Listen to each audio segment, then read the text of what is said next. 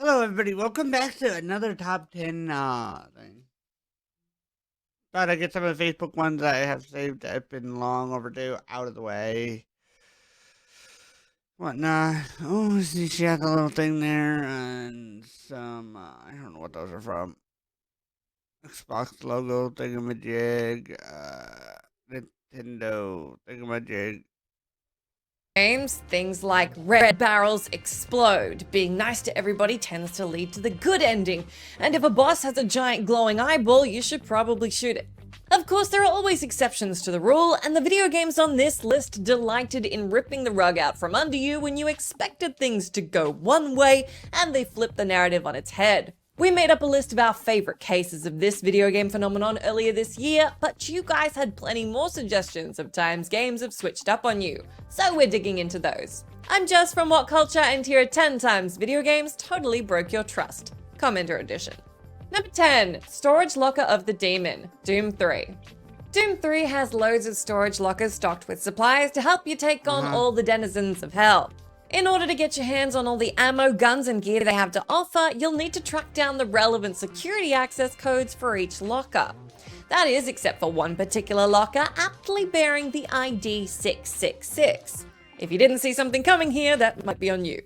To be fair though, in the entire game, the dozens of lockers have held nothing but gear and useful bits and pieces, so it's not entirely on you if the post-it note bearing the code right underneath the keypad and the open with caution label didn't set off warning bells. Open this one though, and you'll likely get the fright of your life as a demon launches out at you from the darkness. Once your heart rate has returned to acceptable levels, you can check out the strewn people bits inside the container and be about your business. Number 9, Crystal Bugs, Final Fantasy.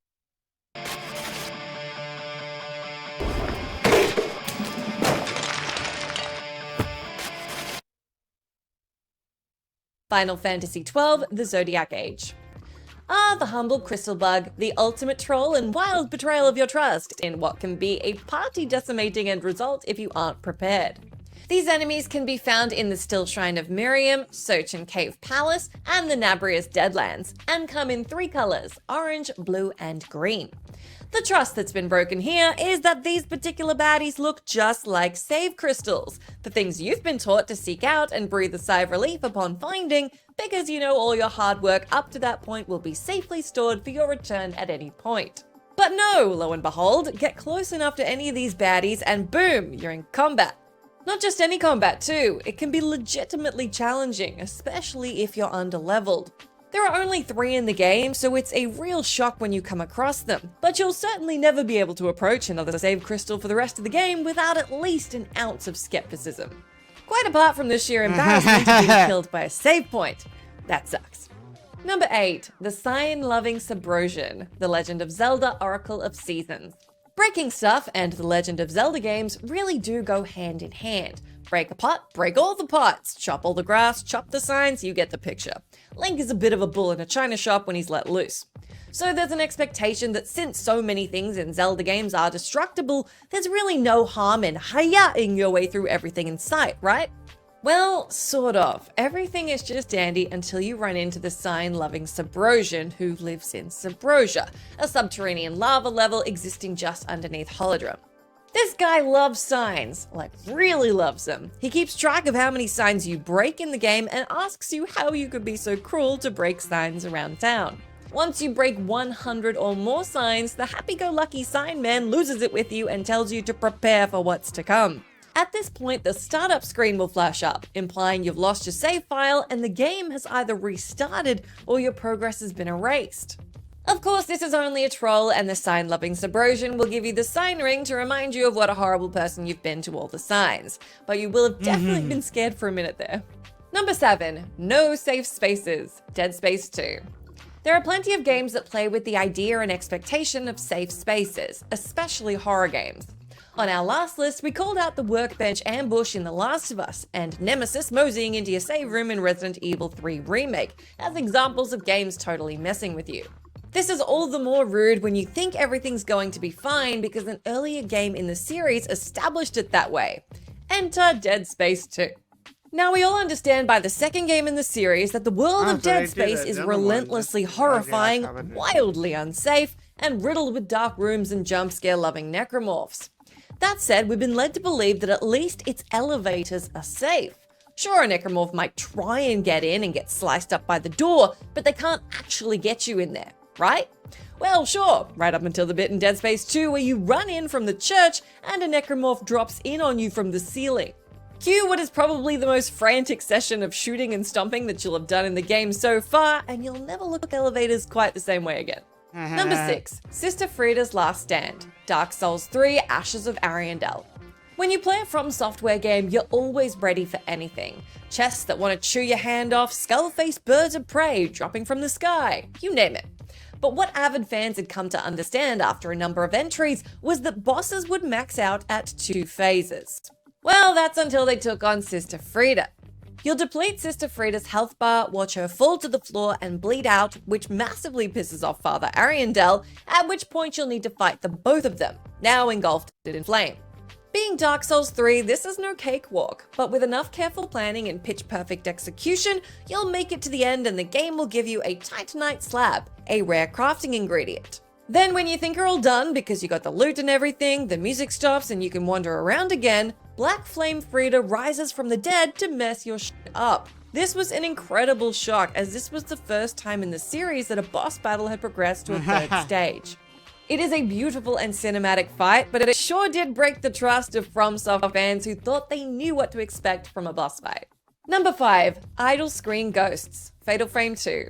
Fatal Frame 2 isn't the first game in the series to feature this nasty little trust-breaking feature, but it is as cheeky and trolly in Fatal Frame 2 as ever.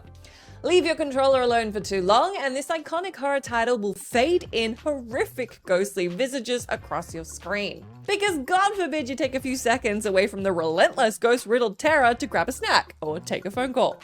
While some games on this list and our last one broke your trust by turning things like save rooms into scary locations, this one breaks all the rules of video games and basically just gives you like a scary ghosty screensaver. Keep playing, see scary ghosts. Stop playing, see scary ghosts. Either way, Fatal Frame ensures it keeps its place as a seminal horror franchise, and you stay primed for terror at every moment. Number 4. Turn off the console, Metal Gear Solid 2.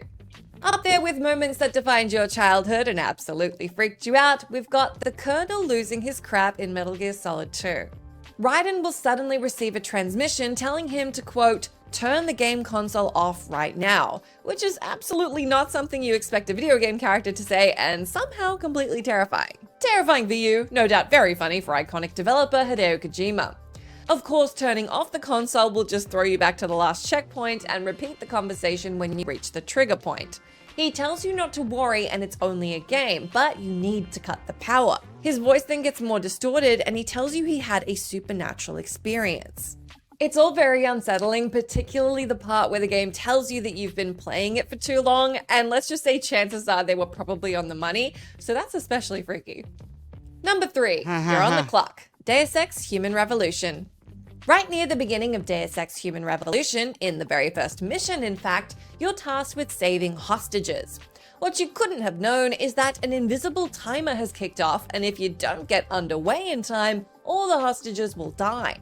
If, for example, you spend too much time exploring the first building before getting on the helicopter, you won't get there in time to save them.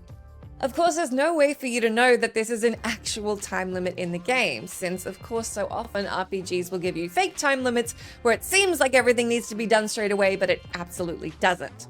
You'll never think of all RPG time limits as artificial again after this one, especially if you manage to get the hostages killed. Oops. Number 2, fake knockout sign, Cuphead. In a case of it being a positive to be Cuphead. chronically online, you wouldn't have been fooled by one of brutal platformer Cuphead's most brutal betrayals of your trust, a fake knockout sign. That blessed knockout sign means all your tense minutes of hard-earned evasion, attacks, and platforming are finally over. If you do decide to celebrate early though and assume the knockout sign, which looks different from normal, is the actual knockout sign, you might find yourself actually wiped out by the new villain, a snail who's crawled out from under the baddie's hat. There's nothing quite as painful as being trolled by the sign too late for you to recover, and seeing you made it right to the end only to be taken out in the final moments. We trusted you, knockout sign, for shame.